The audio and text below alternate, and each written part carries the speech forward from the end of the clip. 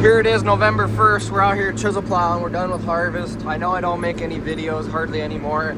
If you knew how busy I was with work and then farming after work and then just everything, fixing junk all the time. I shouldn't say junk, but fixing stuff. You would understand why I don't make videos much.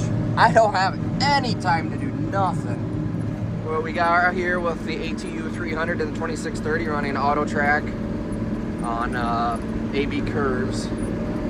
I think that's my favorite for tillage because you could kind of do the skip pass, and if you got a small implement like this, you got random people on the radio right now. Like literally, I don't know who that is, but skip passing. That way, when you turn around, you don't have to turn so sharp, and it just creates all the lines across the field. I do want to get a second display.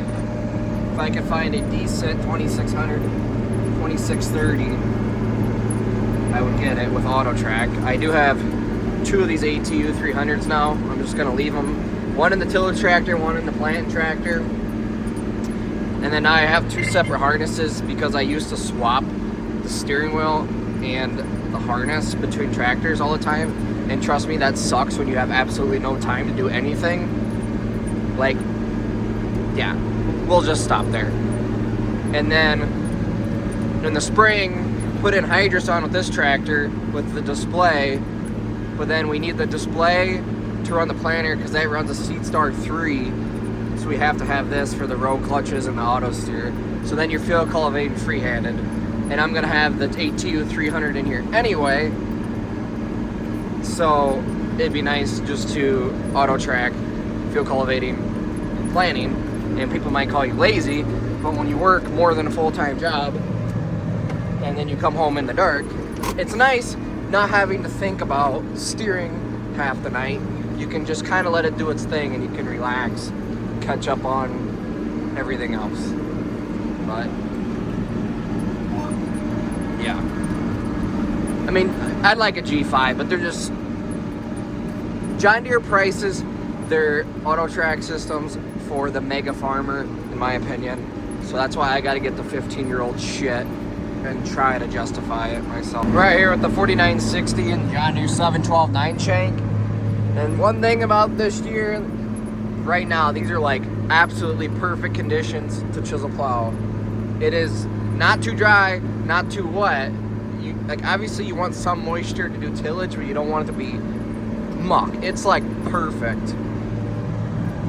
So right now with this tractor, we could definitely run 11 shank.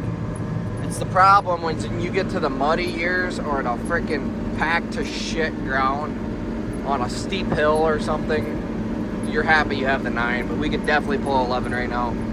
No problem. We're going 6.8 mile an hour and it's not even bogging down. Like I just don't want to go any faster.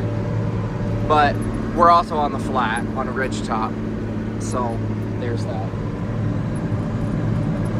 Now some people bury the trash more than us. Our theory is we kind of like to leave some residue on top to help prevent it from eroding. Right or wrong, I have no idea. I mean, if you do get the trash buried, you have less residue problems in the spring, but you also gotta have soil. It's hit or miss, I guess. But these are, we have knife rolls on our corn head. So anything that is not the stock, and we cut low as shit to try to get everything chopped.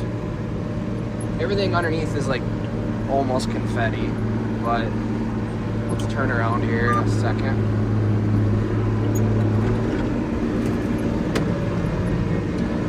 And I got this strip to do next, and then this side of the farm is complete. So basically I make this corner here, get it half-ass lined up on here, hold this button, locks in, and once I get to the end here, pop her down, shift it off. Man, we're making good progress. But I don't even remember what the hell I was saying anymore. I can just talk forever. Oh, the knife rolls on the corn head. Everything else is confetti, and like you can see how short some of these are. Some people leave like 2 or 3 feet. But I really want to get some Yetter Devastators on the corn head, and it kind of obliterate the last little bit here, just to try to get the residue chopped up. So we have had problems with plugging the fuel cultivator in the spring. We don't have a soil finisher with the disc. It's just all shovels. And it's not so much it plugs between the fuel cultivator and the leveler in the back. Like this type of stuff. But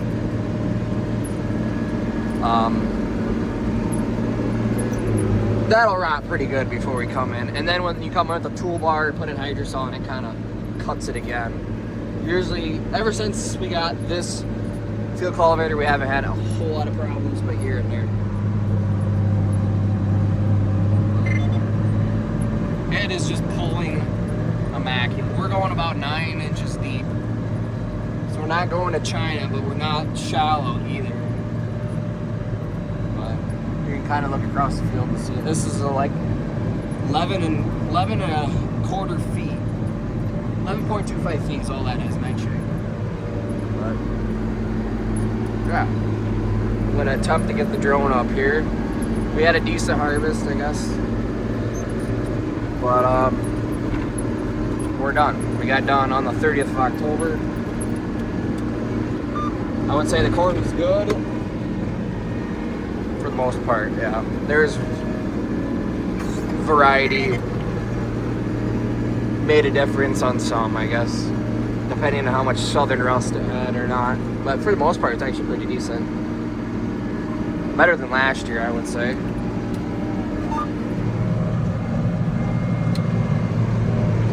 But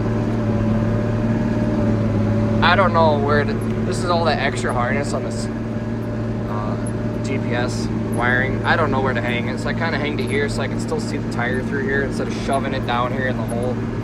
Right or wrong, I don't know, but yeah, we're making some patterns out here. Basically, what I kind of do is I start this way, work all the way that way, and then work back, and then clean up the ends where you turn around, and then we're done. It's kind of nice on these bigger, flatter fields. But pitter patter, let's get at her.